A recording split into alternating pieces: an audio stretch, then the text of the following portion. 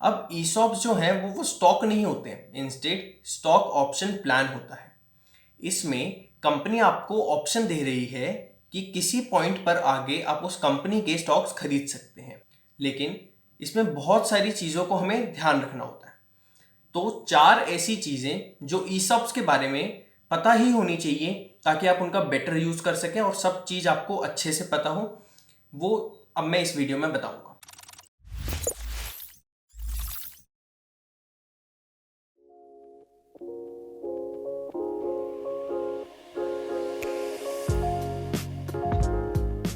Hi everyone, my self Naman Gupta.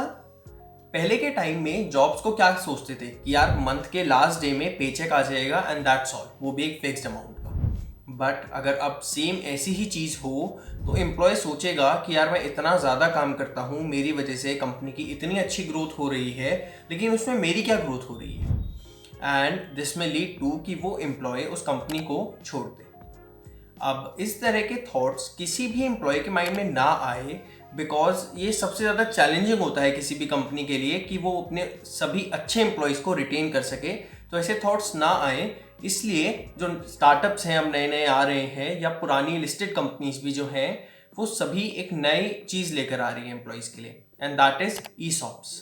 So in this video I would be covering each and every question revolving around ESOPs.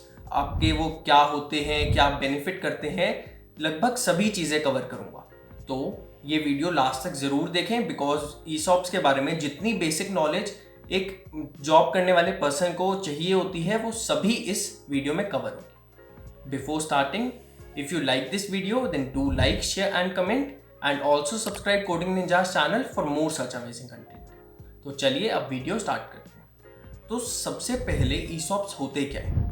आप लोगों ने stock market में सभी companies के stocks को देखा होगा, एंड उनका प्राइस भी लिखा होता है कि उस पर्टिकुलर कंपनी का किसी एक स्टॉक को खरीदने का वो अमाउंट जब आप पे करेंगे तब आप खरीद सकते हैं। अब ईसॉप्स जो हैं वो स्टॉक नहीं होते हैं, इंस्टेड स्टॉक ऑप्शन प्लान होता है। इसमें कंपनी आपको ऑप्शन दे रही है कि किसी पॉइंट पर आगे आप उस कंपनी के स्टॉक्स खरीद सकते हैं। एंड ये काफ़ी अच्छी चीज़ है, बिकॉज अगर वो कंपनी काफ़ी अच्छा ग्रो करती है तो एंड में उसका बेनिफिट आपको भी होगा। लेकिन इसमें बहुत सारी चीज़ों को हमें ध्यान रखना होता है। तो 4 ऐसी चीज़ें जो ईसॉप्स के बारे में पता ही होनी चाहिए ताकि आप उनका बेटर यूज़ कर सकें और सब चीज़ आपको अच्छे से पता हो, वो अब मैं इस वीडियो में बताऊंगा। तो चलिए अब वो 4 चीज़ें हम शुरू करते हैं। First is value of ESOPs, कि आपको कितने अमाउंट के ईसॉप्स मिले हैं।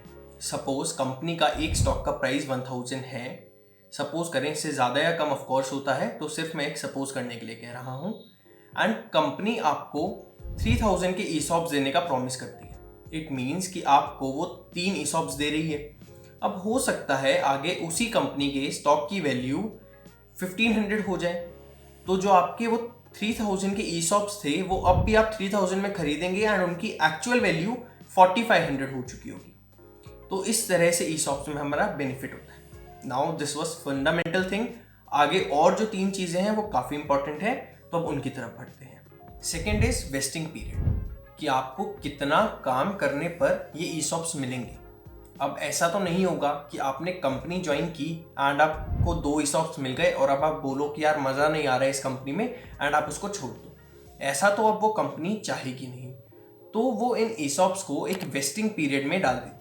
इसका मतलब है कि वो एक पर्टिकुलर टाइम फ्रेम में उन ईसॉप्स को डाल देंगी कि इस टाइम के बाद आपको वो मिलेगा। इससे कंपनी का ये बेनिफिट होता है कि आप ज़्यादा टाइम तक कंपनी में काम करते रहेंगे अगर आपको वो ईसॉप्स चाहिए। जनरली इंडिया में 4 इयर्स का वेस्टिंग पीरियड होता है, जिसमें 3 टाइप्स में डिवाइड करते हैं। कुछ कंपनीज 25% ईसॉप्स हर ईयर देती है, कुछ कंपनीज 10, 20, 30, 40 के रेशियो में देती है, और वहीं कुछ एम्प्लॉय फ्रेंडली कंपनीज 40, 30, 20, 10 के रेशियो में देती है। यानी कि 40% फर्स्ट ईयर में, 30% second year, 20% third year and 10% last year. लेकिन ऐसी कंपनीज मैंने काफ़ी कम देखा है, तो अगर आप ऐसी किसी कंपनी में काम करते हैं तो वो काफ़ी अच्छी बात होगी। अब सपोज इसको इन शॉर्ट में मैं बताऊं, आपको अगर 100 ईसॉप्स मिलने हैं तो 25% के अकॉर्डिंग आपको 25 ईसॉप्स हर साल मिलेंगे। और वो 10-20 वाले के अकॉर्डिंग 10, 20, 30 और 40 ईसॉप्स के रेशियो में वो डिस्ट्रीब्यूट होगा। एंड इसी के साथ अब क्या होता है कि सपोज में आपने किसी कंपनी में 2.5 ईयर्स काम किया, आपको 2 साल के ईसॉप्स मिले, लेकिन आपने वो जो आधा साल काम किया उसके नहीं मिलेंगे। तो कई बार क्या करते हैं एम्प्लॉइज, वो आधा साल एक्स्ट्रा खींच के काम करते हैं कि यार ईसॉप्स लेना है तो हमें करना पड़ेगा। बट कंपनीज जो हैं वो ऐसा नहीं चाहती, तो इसीलिए वो कभी कभी इन ईयरली को क्वार्टरली बेस्ड भी कर देती है। यानी कि आपको जो वो एक साल में 25 ईसॉप्स मिल रहे थे सपोज में, तो उनको क्वार्टरली यानी कि हर 3 मंथ्स में डिवाइड कर देंगे, जो कि आपका 6-6-6-7 के रेशियो में डिस्ट्रीब्यूट हो जाएगा, ताकि आपका एट मैक्स लॉस अगर हो भी तो वो 3 मंथ्स के ईसॉप्स का होगा, उससे ज़्यादा का नहीं होगा। तो आप जब भी छोड़ना चाहें आप छोड़ सकते हैं। So this was basically vesting period.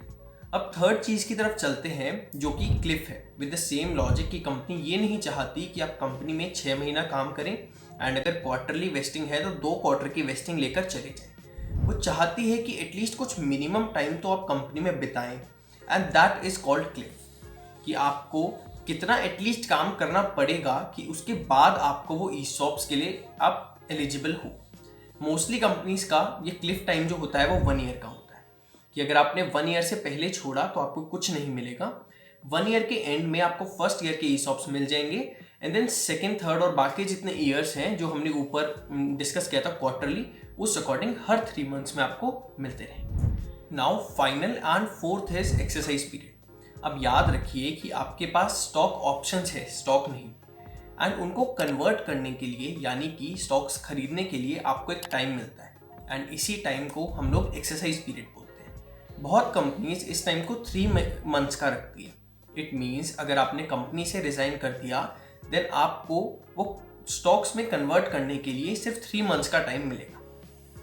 But अब काफ़ी एम्प्लॉय फ्रेंडली कंपनीज भी हैं जो इनको 3 मंथ्स की जगह 5 ईयर्स, 10 ईयर्स इस तरह का टाइम देती है कि एम्प्लॉयज़ ईजिली जब भी चाहें वो आराम से धीरे धीरे उनको कन्वर्ट कर सकते हैं।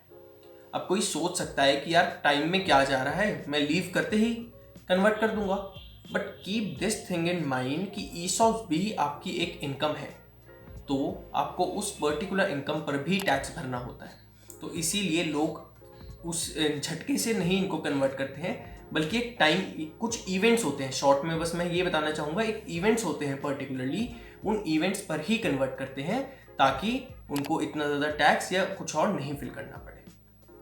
तो ये 4 चीज़ें थी जिनके बारे में मैं आपको बताना चाहता था, जो कि आपको पता होनी चाहिए ईसॉप से रिलेटेड, ताकि आप अच्छे से उनका यूज़ कर सकें। तो चलिए अब एक समराइज्ड वर्जन में समझते हैं कि ईसॉप्स वर्क कैसे करता है। सपोज करें आप किसी XYZ कंपनी में काम करते हैं एंड वो कंपनी आपको ईसॉप्स वेस्टिंग पीरियड के अकॉर्डिंग देती है। सपोज वो आपको कहते हैं कि 4 साल के बाद आप कंपनी के 100 शेयर्स 1000 की कॉस्ट पे खरीद सकते हैं, और अब 4 साल बाद जब आपका वेस्टिंग पीरियड ओवर हो जाता है तो उन्हीं स्टॉक्स का प्राइस इन एक्चुअल 3000 पर स्टॉक हो चुका होता है। लेकिन आपको अब भी, क्योंकि कंपनी ने आपको 4 साल पहले प्रॉमिस किया था, तो उस अकॉर्डिंग आपको वो स्टॉक्स 1000 के प्राइस पर ही मिलेंगे। तो इससे आपका सीधा पर स्टॉक 2000 का प्रॉफिट हो रहा होता है। पर ऐसा भी हो सकता है कि कंपनी ने अच्छा परफॉर्म नहीं किया हो और इंस्टेड ऑफ 3000 वो 1000 से 990 पहुंच गई हो।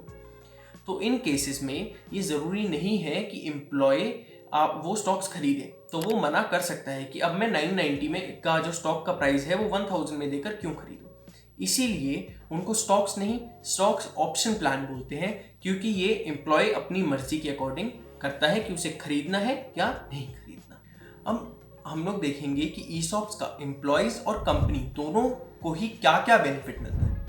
सबसे पहले अगर कंपनी की बात करें तो उनको ये 3 बेनिफिट मिलते हैं कि अच्छे टैलेंट को वो लो कॉस्ट पर एक्वायर कर सकते हैं, एम्प्लॉय की जो ओनरशिप है वो इंक्रीज होती है और इसी के साथ मोटिवेशन भी इंक्रीज होती है, साथ में कंपनीज जो है वो एम्प्लॉय को ज़्यादा लंबे टाइम के लिए रिटेन कर पाती है। अब कंपनी को तो हमने देख लिया, एम्प्लॉय को क्या क्या बेनिफिट होते हैं।